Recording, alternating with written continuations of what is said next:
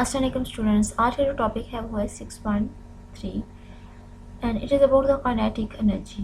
जैसे previous lecture में हमने एक ब्रीफ सा इंट्रो लिया था कि मैकेनिकल एनर्जी की दो टाइप्स होती हैं, एक होती है काइनेटिक एनर्जी और एक होती है पोटेंशियल एनर्जी। काइनेटिक का जो वर्ड है वो मोशन के सेंस में यूज़ होता है, ठीक है। तो energy mean ability to do work, यानी किसी बॉडी की सलाहियत कि वो कितना काम परफॉर्म करवा सकती है, कितना काम करवा सकती है, उसको हम नाम देते हैं एनर्जी का। तो काइनेटिक एनर्जी क्या होगी कि ये वो एनर्जी है जो किसी बॉडी में मोशन की वजह से स्टोर हो जाती है, मोशन की वजह से जो उसमें मौजूद होती है उसको हम नाम देते हैं काइनेटिक एनर्जी का। ठीक है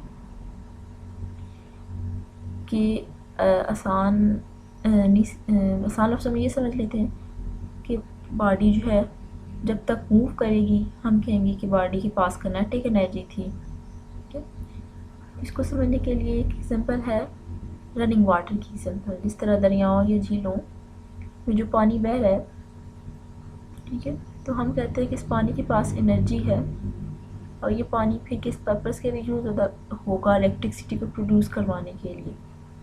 ठीक है, ये चलाएगा टरबाइन को। टरबाइन जो है वो आगे जनरेटर के साथ कनेक्ट हुई होती है। जनरेटर जो है फिर इलेक्ट्रिसिटी को प्रोड्यूस करवाता है। तो जो पावर स्टेशंस में जो हाइड्रो पावर प्लांट्स हैं, ठीक है, जहाँ पे पानी से बिजली को बनाया जाता है, तो यहाँ पे जो पानी है ये बहुत ऊंचाई से जब उसको नीचे की तरफ गिराया जाता है तो ये सारा जो आपको टर्म्स मैंने बताई हैं कि टरबाइन को चलाने फिर यूज़ होगा और जनरेटर चलेगा, जो इलेक्ट्रिसिटी प्रोड्यूस होगी। तो जो हम कह सकते हैं कि जो रनिंग वाटर है उसके पास काइनेटिक एनर्जी है, उस काइनेटिक एनर्जी को हम यूज़ करके इलेक्ट्रिसिटी को प्रोड्यूस करवा सकते हैं।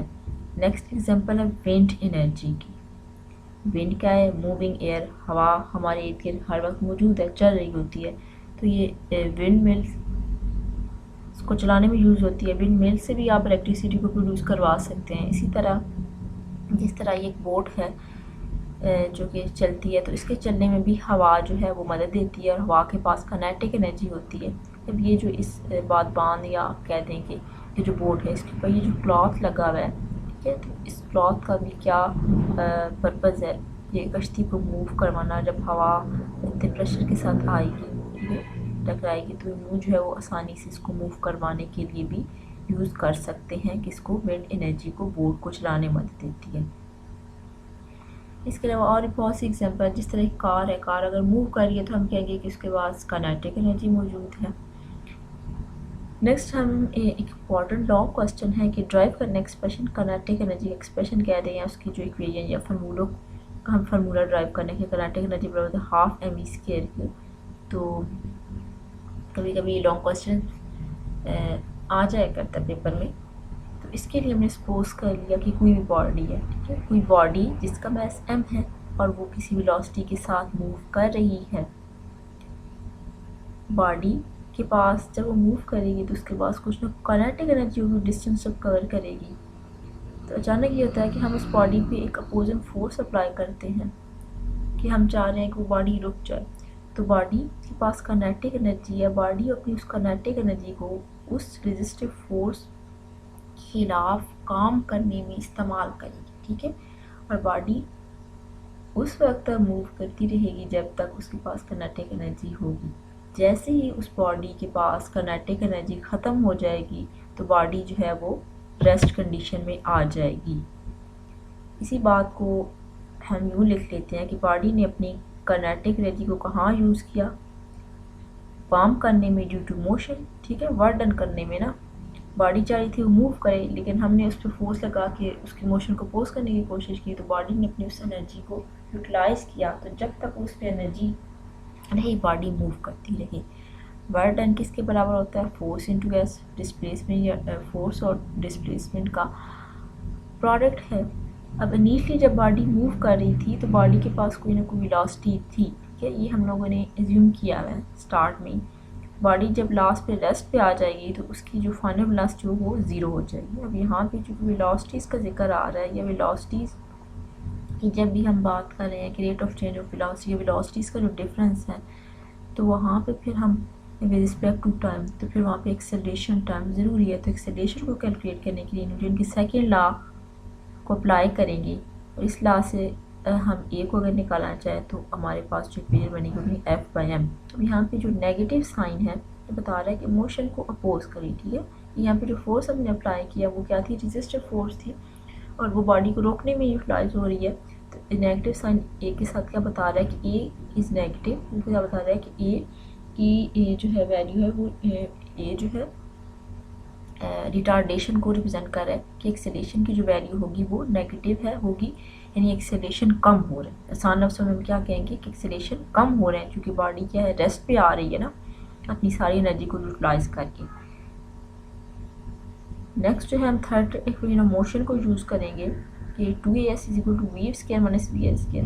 अब यहाँ पे जो ए की वैल्यू हमने निकाली है सेकेंड इक्वेशन मोशन से, sorry second law of Newton से, तो वहाँ पे हम वो वैल्यू लगा देंगे। इसके बाद इनिशियल और फाइनल वेलोसिटी की वैल्यू लगा के उसको सिंप्लीफाई करेंगे। यहाँ पे अगर देखें तो जो इक्वेशन बन रही है, ठीक है, ये टर्म तो ज़ीरो हो गई है। यहाँ पे ये जो टर्म है ये वी का स्केल। अब ये डायरेक्ट हमने इक्वेशन को रीअरेंज कर दिया। हमें इस टाइम पे जस्ट एफ चाहिए, एफ को इसी साइड पे रहने दिया और बाकी जो टर्म थी उसको दूसरी साइड पे ले आया, तो हमारे पास कुछ इक्वेशन बन गई कि एफ = ½ mv²। अब इक्वेशन 1 से हमने इक्वेशन 1 में हमने वैल्यू पुट कर दिया एफ की, तो जो हमारे पास जो काइनेटिक एनर्जी की वैल्यू है वो ½ mv²। तो इक्वेशन क्या बता रही है कि energy possessed by body of mass and move velocity v, यानी काइनेटिक एनर्जी क्या है कि काइनेटिक एनर्जी इसी बॉडी की वो एनर्जी है जो किसी बॉडी में उसकी मोशन की वजह से स्टोर हो जाती है। तो ये किस पे डिपेंड करती है, बॉडी के मास पे और उसकी वेलोसिटी की स्केयर पे डिपेंड करती है। नेक्स्ट टॉपिक है पोटेंशियल एनर्जी। आसान लफ्ज़ों में हम पोटेंशियल एनर्जी को यूँ डिफ़ाइन करते हैं कि ये वो एनर्जी है जिसे कोई बॉडी अपने अंदर स्टोर कर लेती है, ठीक है, और वो फिर इस एनर्जी को फ्यूचर के काम करने के लिए इस्तेमाल कर सकती है। जिस तरह हम लोग सोते हैं तो सोने के दौरान एक्चुअली क्या है कि हम लोग एनर्जी को प्रिजर्व कर रहे हैं, उसको महफूज कर रहे हैं, स्टोर कर रहे होते हैं। तो हमारी बॉडी में भी एक्चुअली वो एनर्जी पोटेंशियल एनर्जी के फॉर्म में स्टोर हो जाती है। फिर जैसे ही हम लोग बेदार होंगे, उठेंगे नींद से, तो हम खुद तो काफ़ी एनर्जेटिक फील करते हैं और डिफरेंट कामों को परफॉर्म करने के लिए हम अपनी उस एनर्जी को यूज़ कर सकते हैं। मज़ीद पोटेंशियल एनर्जी को इस तरह से क्या डिफाइन कर सकते हैं कि ये वो एनर्जी है जो किसी भी बॉडी में उसकी पोजीशन, उसकी शेप में चेंज की वजह से स्टोर हो जाती है, ठीक है। तो उसको हम नाम देते हैं पोटेंशियल एनर्जी का, ठीक है। अब बॉडी में जो पोटेंशियल एनर्जी हाइट की वजह से स्टोर होगी उसको ग्रेविटेशनल पोटेंशियल एनर्जी का नाम देते हैं। जिस तरह हैमर को आपने उठाया हुआ है, एक हाइट पे आप उसको लेके जा रहे हैं, तो उसमें इसलिए आप उसको क्या करवा रहे हैं, उसमें आप अपनी एनर्जी ट्रांसफ़र कर रहे हैं, ठीक है। तो हैमर में जो एनर्जी स्टोर होगी वो पोटेंशियल एनर्जी होगी, लेकिन चूँकि वो हाइट पे पड़ा हुआ है, ग्रेविटी के अगेंस्ट आप उसको लेके गए हैं किसी हाइट पे, तो इस वजह से उस पर ग्रेविटेशनल पोटेंशियल एनर्जी स्टोर हो जाएगी। नेक्स्ट जो एग्जांपल है वो स्ट्रेच बो की, गुलेल की ले लें, सिंपल रबर बैंड की ले लें, या स्टील कमान की एक मिसाल है। जैसे ही आप उसको कमान को खींचते हैं तो आप क्या कर रहे होते हैं, उसमें एक एनर्जी स्टोर करवा रहे होते हैं, ठीक है। अब वो एनर्जी क्या थी, पोटेंशियल एनर्जी थी। अब जैसे आप इसको छोड़ेंगे, रिलीज़ करेंगे, तीर जो है वो आगे की तरफ मूव करेगा, ठीक है। वो पोटेंशियल एनर्जी कहाँ यूज़ हुई, तीर को काम करवाने में, और वो पोटेंशियल एनर्जी जो है वो कन्वर्ट हो गई है काइनेटिक एनर्जी में, तभी तो तीर जो है वो आगे की तरफ मूव किया है। अब स्टार्ट में हमने ये कहा था कि पोटेंशियल एनर्जी एक तो ये है कि वो बॉडी में उसकी पोजीशन की वजह से स्टोर हो रही है या उसमें शेप में चेंज की वजह से स्टोर हो रही है, ठीक है। जिस तरह अब ये कमान की मिसाल लें या गुलेल की ले लें या स्ट्रेच रबर, जिस तरह रबर बैंड है उसको स्ट्रेच करते हैं तो उसकी शेप में चेंज आ रहा होता है, ठीक है। तो इस तरह की बॉडीज़ में या इलास्टिक बॉडीज़ में जिस तरह एक स्प्रिंग होता है, ठीक है, तो वो भी स्ट्रेचेबल है, वो भी एक इलास्टिक मटेरियल है। तो उसमें जो एनर्जी, उसमें जो पोटेंशियल एनर्जी स्टोर होगी उसको हम नाम देते हैं इलास्टिक पोटेंशियल एनर्जी का। In simple words we can say that potential energy is the energy possessed by the body by the virtue of its position or due to change in its shape। इसका formula drive करना है तो इसको समझने के लिए हम इस हैमर की मिसाल ले लेते हैं कि हैमर पहले तो ग्राउंड पे ज़मीन पे पड़ा हुआ है, लेकिन जैसे आप इसको किसी हाइट पे लेके जाते हो तो आपको ग्रेविटी के अगेंस्ट काम करना पड़ता है, ठीक है। हाइट h पे ले गए हैं तो इसमें कौन सी एनर्जी स्टोर हो जाएगी, ग्रेविटेशनल पोटेंशियल एनर्जी ये स्टोर हो जाएगी ना। उसके ऊपर हाइट पे लेके हमें वर्क डन करना पड़ा, तो हम क्या कहेंगे, जो जब हम किसी बॉडी को हाइट पे लेके गए हैं तो उसमें जो एनर्जी स्टोर हुई है वो किसके बराबर होगी, उसमें वर्क डन के बराबर होगी, ठीक है। अब वर्क डन क्या है, product of force into distance. Distance कहाँ हो रहा है, एक्स वाई एक्सिस के अलावा हो रहा है ना, वर्टिकली डिस्टेंस कवर हो रहा है तो उसको हमने हाइट का नाम दे दिया। अब यहाँ पे एफ है, ठीक है। एफ को समझने के लिए आप न्यूटन के सेकेंड लॉ को अप्लाई करें कि फोर्स किसके बराबर थी, f is equal to m A.